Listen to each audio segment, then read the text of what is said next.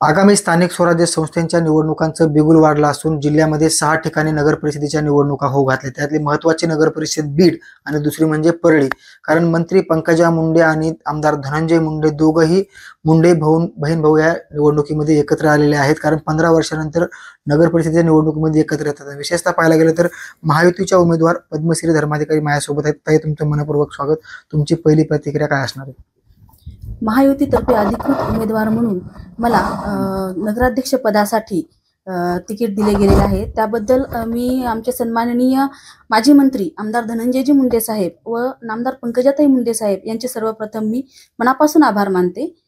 तसेच सर्व वरिष्ठ नेतेगण, Bharatiya Janata Party, Rashtrawadi Congress Party, Shiv Sena, Republican Party of India यांचे व इतर मित्र पक्षांचे सर्व पदाधिकारी यांचे देखील मी या प्रसंगी आभार व्यक्त करते। तुम्ही पाहायला गेलं तर आता निवडणुकींचा धामधूम सुरू झाली, प्रचार सुरू झालाय, तुम्ही गाठीभेटी घेताय मतदाराला, कशा पद्धतीने आश्वासित करता, तुम्हाला रिस्पॉन्स कसा आहे? नाही, रिस्पॉन्स खूप चांगला आहे सगळ्यांचा आणि गाठीभेटींमध्ये पण खूप असं पॉझिटिव्ह लोकांकडनं येत आहे। कारण त्यांनी या आधी सुद्धा पाहिलेलं आहे की माझे पती स्वतः नगराध्यक्ष असताना त्यांनी कशा पद्धतीनं संपूर्ण शहराचा, नगरपालिकेचा कारभार हाताळलेला आहे। त्यामुळे एक प्रकारचं पॉझिटिव्ह वातावरण संपूर्ण शहरामध्ये पाहायला भेटत आहे। आता निवडणुका लागल्यात, जाहीरनामा देखील पुढे येतो, तुम्ही परळीकरांसाठी काय करणार आहेत का? तुमच्या समोर काय विजन आहे?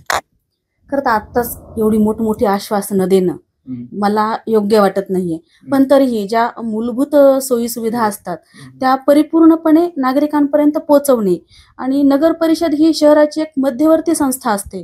त्यामुळे नागरिकांशी थेट संवाद साधणं, त्यांच्या अडचणी जाणून घेणं व पारदर्शक आणि जबाबदार असं प्रशासन त्यांना देणं हे महत्त्वपूर्ण वाटते। आता एकंदरीत पाहायला गेलं तर माझा शेवटचा प्रश्न असणार आहे, कारण महिला निवडून येतात, महिलांना जागा मिळालेली आहे, मात्र त्यांचे कारभार पाहण्याचं वेगळंच चित्र बीड जिल्ह्यामध्ये असेल किंवा महाराष्ट्रामध्ये पाहायला मिळतं।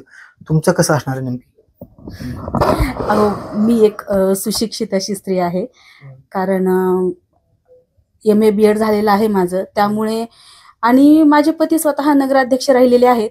मी त्यांचा कारभार अतिशय म्हणजे जवळून पाहिलेला आहे की त्यांची काम करण्याची पद्धत काय आहे, त्यांची धडपड कशी आहे, समाजाचे समस्या सोडवण्यासाठीची त्यांची तळमळ असेल किंवा त्यांचं समर्पण असेल त्यांच्या कामाप्रती असणारं, ते मी खूप जवळून अनुभवलेलं आहे आणि त्याच पद्धतीनं काम पुढं मी स्वतः करणार आहे। आणि एक प्रकारची निर्णय क्षमता शिक्षणामुळे प्राप्त होत असते माणसाला आणि ती निश्चितच माझ्यामध्ये आहे असं मला वाटतं। मी एक रबरी शिक्का बनून नाही राहणार, मी स्वतः माझे निर्णय मी स्वतः घेणार आहे आणि सतत नगरपालिकेचा कारभार करत असताना लोकहिताचे जे निर्णय आहेत ते मी स्वतः घेईन। काय आता निवडणूक लागली आहे, सगळ्या गोष्टी चालू आहेत, काय आव्हान वाटतात काही?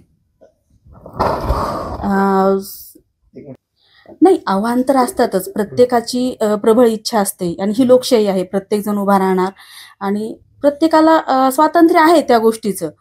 त्या दृष्टीनं म्हणजे काही आव्हान आहेत समोर, करूयात, पण सध्या ताई साहेब आणि आपले साहेब दोन्ही पाठीशी असल्यामुळे काही म्हणजे तेवढं अडचण वाटत नाहीये।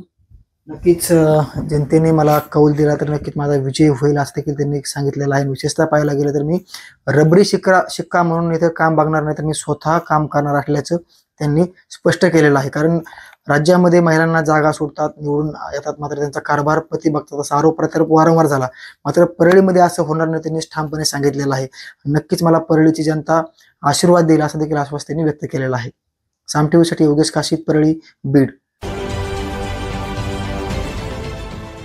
देश विदेशातील प्रत्येक घडामोडींचे लाईव्ह अपडेट मिळवण्यासाठी आता साम टीव्हीच्या सर्व सोशल मीडिया प्लॅटफॉर्मला लाईक, फॉलो आणि सबस्क्राईब करा। तसंच सर्व नोटिफिकेशनसाठी बेल आयकॉन प्रेस करायला विसरू नका।